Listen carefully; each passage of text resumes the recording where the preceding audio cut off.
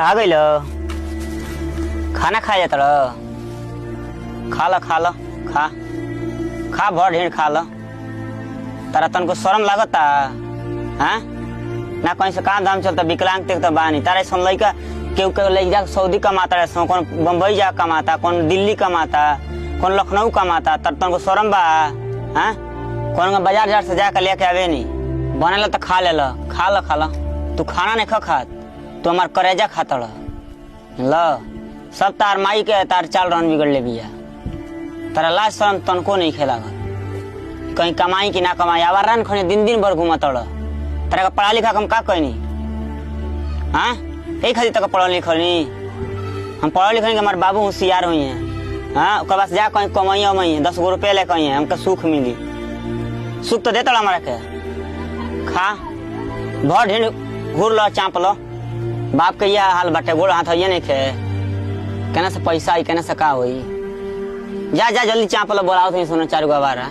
ए मर्द जब आते तब तू हमरा के बोलत तारा डांटत तारा गरिया तारा एक एक दाना खातिर हमके जुल्म कर तारा बताओ हम काम कहाँ नहीं खोजत बाकी काम मिलत तो लेबर के मिलत तू इतना न पढ़ा दल कि हम पढ़ लिख के अब जाई लेबरई करे बताओ तू ही कहत रहा हमार बाबू पढ़ लिख के कलेक्टर बने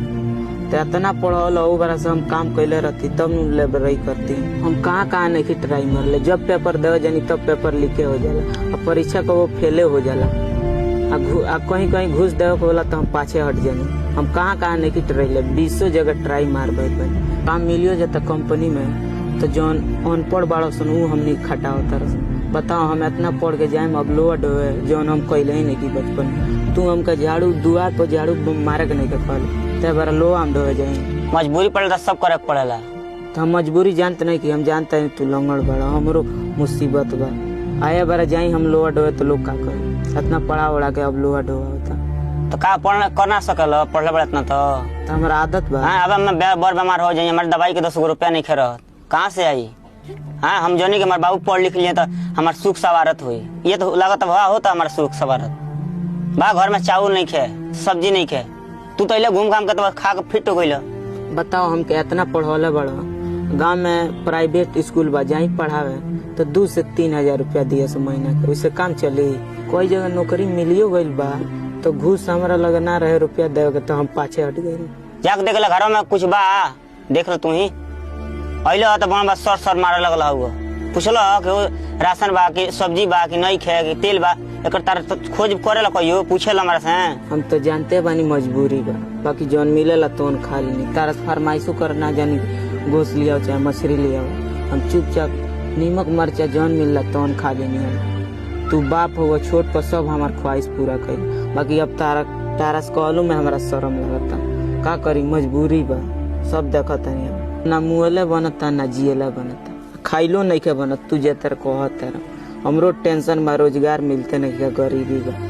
ठीक बा हम जाते ना खा अब खा लो का उठा तड़ा बैठे बड़ा तो खा लो अब ना ठीक खा लो ए हाँ हने बोलो काल चल बा बैठो ठीक बा ए बैठो का होता ये घुमाई होता पढ़ाई पूरा हो गए कहीं काम धाम होता कि ना हुआ तो खोजत नहीं भाई कोई मिलते नहीं कंपनी वंपनी में ना देखला वो ए वो जो जाता है देवे नु तो 3-4 साल के एक्सपीरियंस मांगता रहा ना तो लेबर के नौकरी देता रहा लेबर काम देता रहा एग्जाम ना दिला वो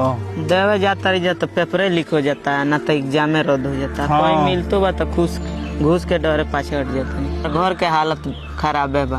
जब बुढ़ो हमरा के भेटाता ना जब मन घर है तब हमरा के बोलते ही बड़ा उनको बोलल जाई जे बा हमरा उनका कमा के देख चाहिए तो हम ही उनका बोझ बन गई बनी का करी कुछ समझ में नहीं क्या ना मुँहले बनता ना जियला बनता हम से भेटाई रंजन लो कहत रह देख ना इतना पढ़ौनी इतना पैसा लाग गई कर्जा कर के पढ़ौनी पढ़ लिख के आज बैठल बा आज नैखस पढ़ सऊदी जाके गुजरात बम्बई जाके कितना पैसा भेज 30,000 40,000 50,000 कमाते सो बैठल बा हमरा से कहूँ तो हम समझो ए मर्द जे पढ़ले ले बा ओकरा से काम पार ना लगी वैसे जे काम शुरू से मेहनत कैले बा खेती में कैले बा लोहा ढोले बा उहे कह पाई जे कलम चला कल में चलाए चाहे जहाँ भी रहे जमाना का पढ़ लो बहुत खराब चीज हो। नहीं ऐसा बात नहीं, पढ़ला वाला तो कहीं ना कहीं सेटिंग हो जाए, मत घबरा। शहर में बहुत मॉल खुलल बा, शोरूम खुलल बा, ओई में 10-15 हजार रुपया दिए से आराम से ओई में एसी में रहूँ के पड़ी, आ में घाम हम से आदमी बच जाए, आराम के काम बा, ओई में लाग जा तू कहीं ना कहीं पहले सेटिंग होख आ डिप्टी दिहल स्टार्ट करो, आदत बनाओ, जैसे 8 घंटा डिप्टी दिहल स्टार्ट करो। हैं घूमला से तो बेहतर बा, जौने कुछ मिली तो हेल्प होई न बुढ़ऊ के, नूनो रोटी लगभग चलावे तो आराम से उनको टेंशन खत्म हो, चलो कुछ तो करता। आदत जब बन जाए न तो तू खुद ब खुद सुधर जेबो, आ तार सेटिंग बढ़ जाए, ओई में घुस जेबे एक बार ना तो सेटिंग बढ़ल जाए। ग्रेजुएट बड़ा हो न सके तो कहीं बढ़िया पोस्ट पर तरह रख दियो कंप्यूटर पर,